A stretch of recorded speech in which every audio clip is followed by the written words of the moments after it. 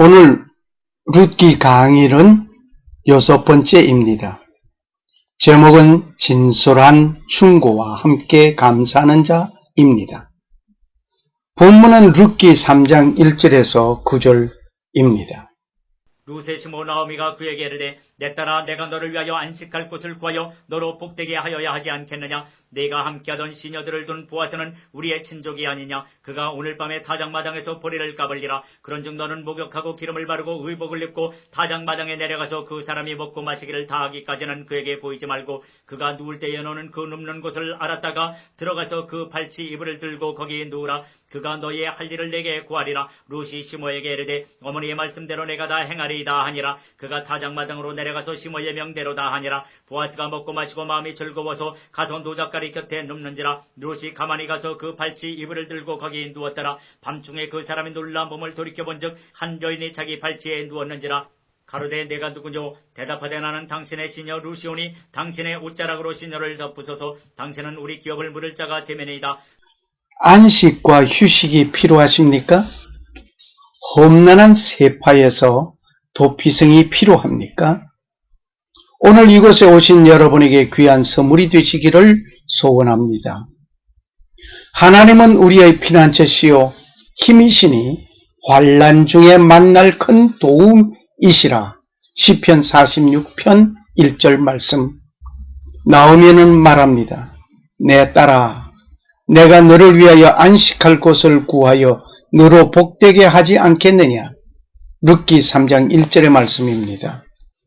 시몬은 며느리 룻이 안식할 곳을 찾아 복을 누리게 하기 위하여 몇 가지 명령을 합니다.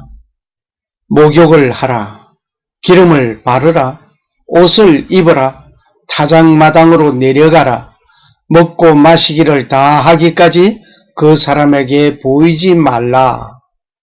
그가 누울 때에 발치에 이불을 들고 누우라. 룻이 시모에게 이르되 어머니의 말씀대로 내가 다 행하리이다. 룻기 3장 5절의 말씀. 보아스는 먹고 마시는 일이 끝나고 자리에 눕게 되었습니다. 룻은 그의 발치에 이불을 들고 가만히 눕게 됩니다. 밤중에 보아스는 잠을 깨고 보니 내 발치에 누운 자를 알게 되었습니다. 룻은 말합니다. 나는 당신의 시녀 룻이오니 당신의 옷자락으로 시녀를 덮으소서. 당신은 우리 기업을 물을 자 되미니이다. 룻기 3장 9절의 말씀. 사람들은 누구 할 것 없이 충고하기보다 충고를 받아야 할 때가 많이 있습니다. 남에게 충고하기는 쉽게 합니다. 하지만 누군가 나에게 충고한다면 달갑지 않는 자세가 됩니다. 사람이 살아가는 길에는 진솔한 충고를 하는 자도 있어야 합니다. 그리고 그 충고를 받고 감사하는 자가 되어야 합니다. 진솔한 충고가 있습니다. 룻기 3장 1절에서 4절을 보면 웬만한 사람은 받아들이기에 좀 힘든 부분이 있습니다. 이렇게 하라, 저렇게 하라 하고 명령하면 어린이들은 듣습니다. 하지만 성인에게는 잘 먹히지 않습니다. 하기야 요즘 초등학교 4학년쯤만 되어도 명령에 의한 행동은 즐기지 않습니다. 오늘 룻은 현대인에게 좋은 본보기가 됩니다. 어떻게 보면 며느리의 인격을 완전히 무시한 처사와 같이 보여집니다. 우리 주위를 살펴보시면 부모님에게 대한 태도와 은사를 들어보시기를 바랍니다. 어이 잔소리, 또 설교하시네 등등의 말과 함께 하는 말이 있습니다. 늙으면 죽어야 돼. 어이 망령이시여 라고 불평하는 소리가 명령의 소리보다 더 크게 들려지고 있습니다. 룻은 시모님의 말씀 명령대로 다 행하였습니다. 효는 이것입니다. 나오미는 룻에게 이와 같이 충고하는 것은 자신이 안식할 것을 찾기 위하여 한 것이 아니었습니다. 룻이 안식할 것을 찾고 복을 받게 되기 위한 것이었습니다. 어떤 안식을 말하는가를 상고해 보기로 합니다. 가정에서 안식을 말합니다. 이곳은 참다운 애정이 있는 곳입니다. 소망이 이루어지는 곳을 말합니다. 이 소망이 이루어진다는 것은 이제 시련이 끝났다는 것입니다. 영적의 쉼과 육체적 휴식이 있는 곳을 말합니다. 예수님께서 말씀하십니다. 수고하고 무거운 짐진 자들아 다 내게로 오라. 내가 너희를 쉬게 하리라. 마태복음 11장 28절의 말씀. 나오미는 룻을 극진히 사랑하였습니다. 진실한 충고는 자신의 이익을 포기하고 상대편의 행복을 위하여 충고하는 것입니다. 당시의 법으로는 과부가 자신의 기업을 물을 자에게 자신의 권리를 주장하여야 합니다. 이러한 법적인 면에서 본다면 1차 우선순위는 나오미 자신입니다. 그러나 이것을 포기하고 룻의 참된 행복을 위하여 권면하는 것입니다. 진솔한 충고를 며느리에게 하며 권리를 이양하는 것이었습니다. 룻이 참된 안식과 복을 누리기 위하여 모든 것을 양보하고 진솔한 충고의 말을 하는 아름다운 시모를 봅니다. 현대를 살아가는 가운데 며느리에게 이러한 시모가 되시기를 바랍니다. 아들에게 내려 베풀던 사랑을 며느리에게도 같은 사랑의 시모가 되시기를 소원합니다. 충고를 잘 받는 룻이 있습니다. 현대 젊은이들은 충고를 고맙게 받는 자 많았으면 합니다. 룻기는 현대인들에게 들려지는 아름다운 이야기입니다.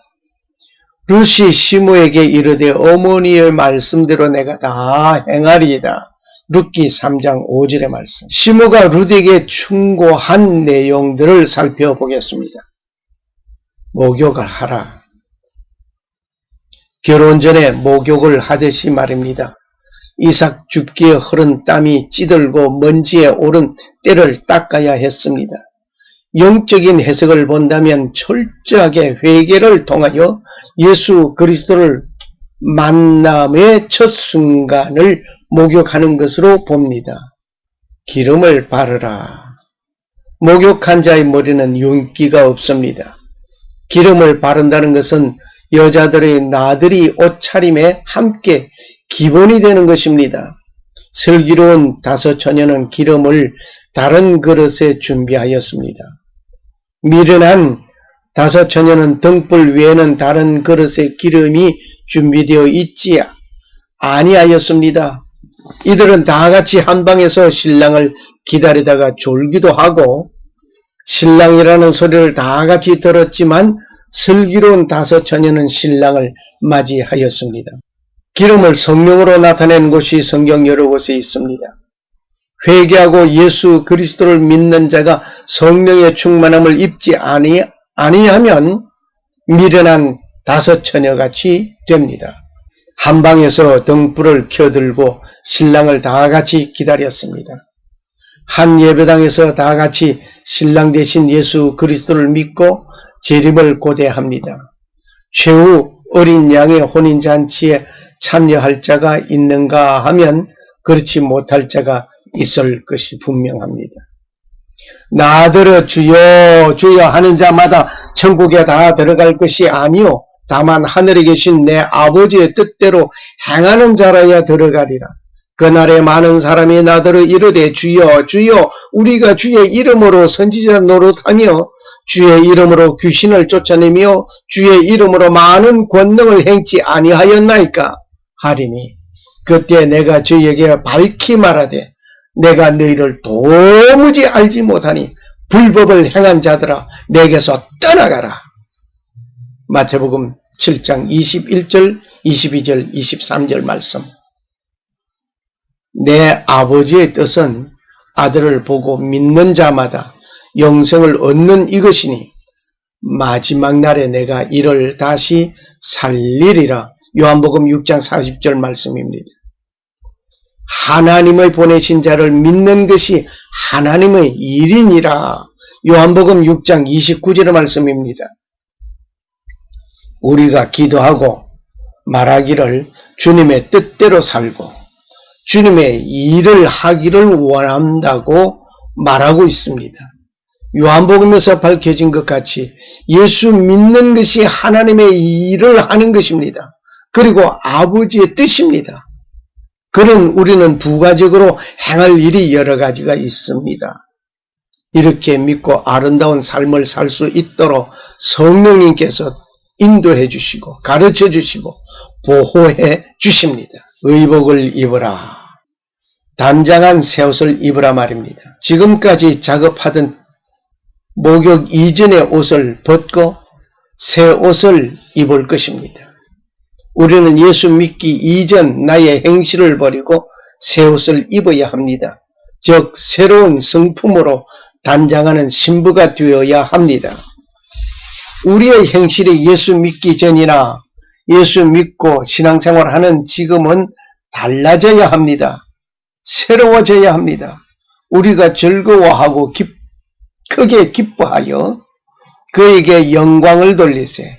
어린 양의 혼인이 이르렀고 그 아내가 예비하였으니 그에게 허락하사 빛나고 깨끗한 세마포를 입게 하였은즉 이 세마포는 성도들의 옳은 행실이로다. 요한계시록 19장 7절 8절 말씀입니다.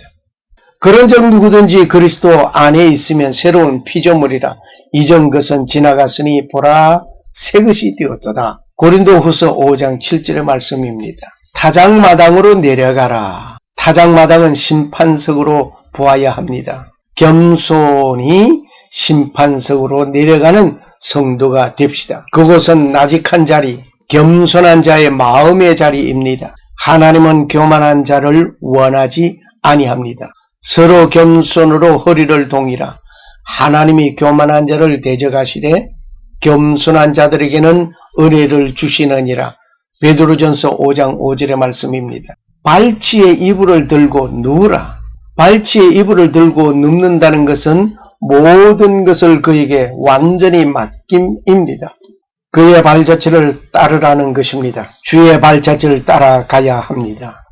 그 발자국을 잘 보고 따라가야 합니다. 눈이 쌓인 길을 걸어가면 앞 사람이 밟고 간 그 발자국을 보아야 합니다. 신랑 되신 예수 그리스도의 발자취를 보고 그 행하심을 보고 그를 따라 살아야 합니다.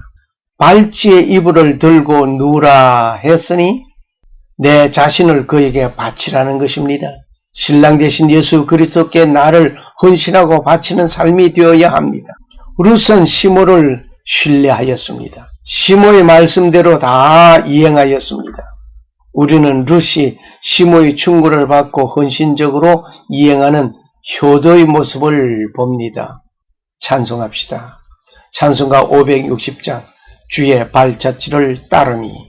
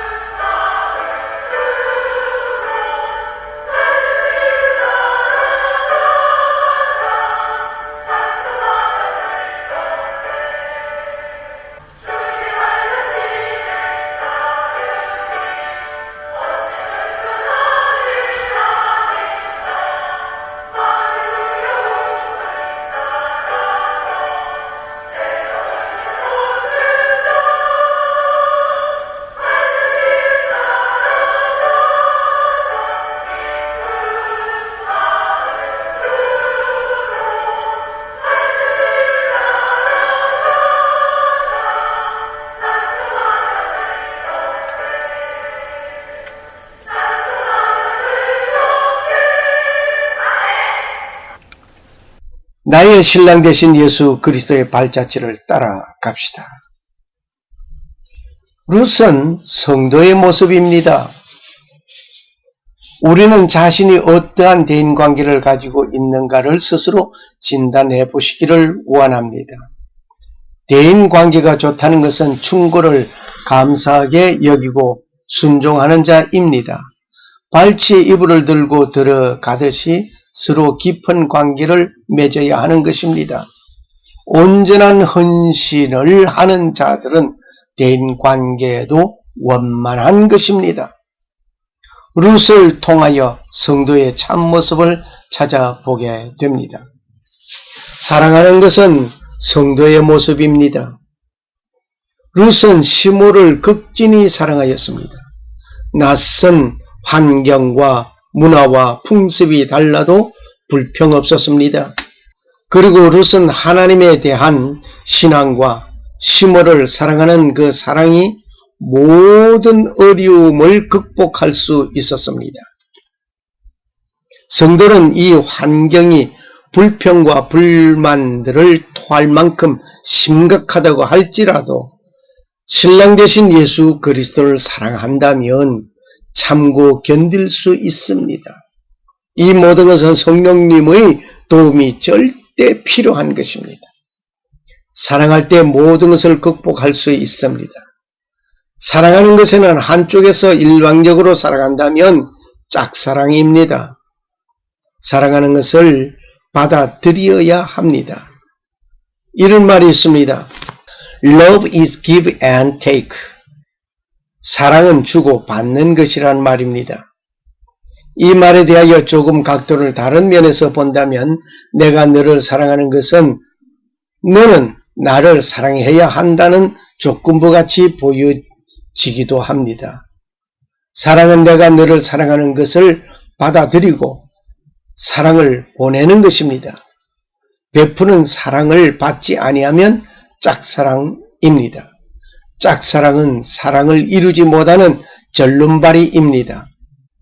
즉 사랑은 서로가 베푸는 호의와 사랑을 베풀고 받아들여야 하는 것입니다. 하나님께서는 사랑을 고백하셨습니다.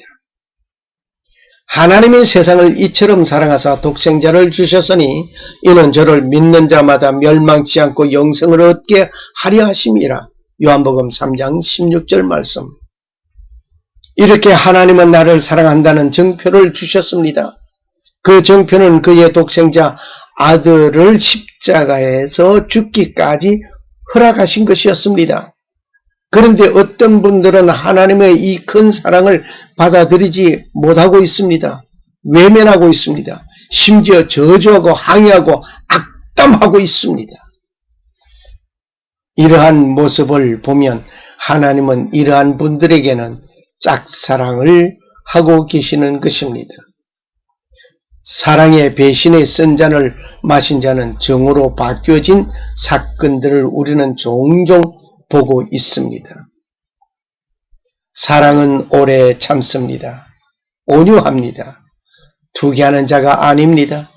자랑하지 않습니다. 교만하지 않습니다. 무례히 행치 아니합니다. 자기의 유익을 구하지 아니합니다. 성내지 아니합니다. 악한 것을 생각하지 않습니다. 불의를 기뻐하지 않습니다. 진리와 함께 기뻐합니다. 모든 것을 참습니다. 모든 것을 믿습니다. 모든 것을 바랍니다. 모든 것을 견디어냅니다. 고린도전서 13장 4절에서 7절의 말씀입니다. 헌신은 성도의 모습입니다. 나는 당신의 시녀 루시온이 당신의 옷자락으로 시녀를 덮으소서. 룻기 3장 9절의 말씀. 옷자락은 날개라는 뜻이 있습니다. 날개 아래, 보호 아래 둔다는 것입니다. 어미달기 병아리를 날개 아래 모으듯이 품에 품는다는 것입니다. 당신의 옷자락으로, 당신의 품으로 나를 보호하여 달라는 것입니다. 자신을 온전히 내어 맡김입니다. 양다리에 걸치면서 어느 쪽이 더 유리할 것인가 하면서 기회를 엿보는 기회주의는 온전히 헌신할 수 없습니다. 헌신에는 결혼하는 부부의 첫날 밤을 연상해 보십시오.